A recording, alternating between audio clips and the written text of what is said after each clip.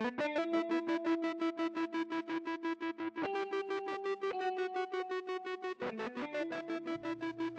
everybody, this is Bo. We're back in the Sports Lounge, man. Mixed martial arts is going great. I don't think there is a person that is not watching this, from teachers to doctors to lawyers. We get stopped on the street and they're constantly asking questions. And one of the top questions is the IFL. Well, we've got one of the stars on the IFL right now, light champion right now, Ryan Shultz. How you doing, champ? I'm doing good. How does it feel to have that belt right now? Feels pretty good, man. I definitely, I want to be on top with every organization I'm in. So right now, it's working out well for me. Well, I think what's really cool is that the IFL has changed so much the last 3 years, the 3 seasons, I should say, and it's like streamlining a lot of elements, and I know it took some people by surprise, but it looks like the product has gotten a lot. I liked it before, but the product looks really good. The fights are lining up, and being the light champion, it's got to be pretty impressive for you.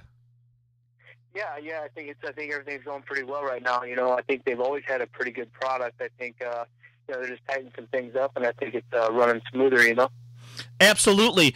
And you have the title defense. You've got a lot going on. What do you do on a daily level to get yourself jacked up for this? Because as a wrestler, you've been training for probably 20 years.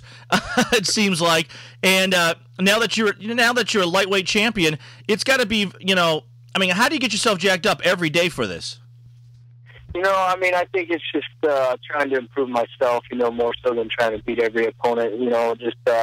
I'm pretty much addicted to training. I've been doing it since I was a little kid. So for me, it's just second nature. It's like breathing. So it's not real hard for me to get motivated to go to the gym. You know what I mean?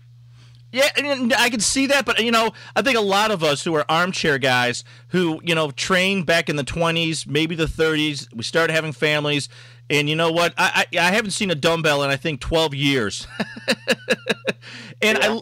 I look how conditionally trained you all are, and it's like every day you get up and you've got 3 different workouts, and it rotates depending on the type of season you're going on.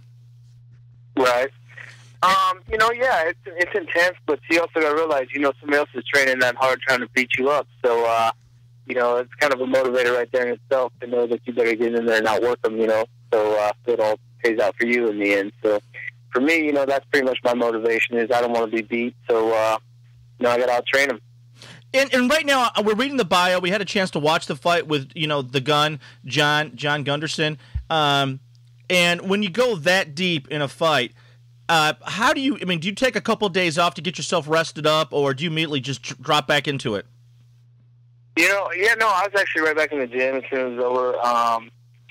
There's other guys in my team that are training for fights other places, so they need workout partners. So, you kind of have that sense of obligation to get back in there as soon as you can. Now, I didn't take any damage, so I wasn't beat up, so, if I got a little bit, I'll take a few days, but that's about the most I'll ever take off. So, yeah, we know from past experience covering mixed martial arts is that sometimes when someone looks really beaten up, they're like, oh, I feel great, and then the other times it doesn't look like the other guy landed a punch at all the entire fight, and they're like, oh no, the next day every joint and every muscle that I had was strained from coming in out of those matches right there for you.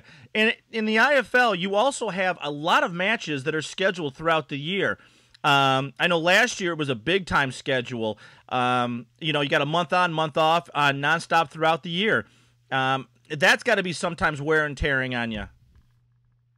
Yeah, I've been fighting a lot, since I started in 03. I think my first year I did about 14 fights. So, for me, I like the pace. I like to get out there and fight and perform for the crowd and for myself so it doesn't get stagnant just training. I like to be out there as much as I can right now.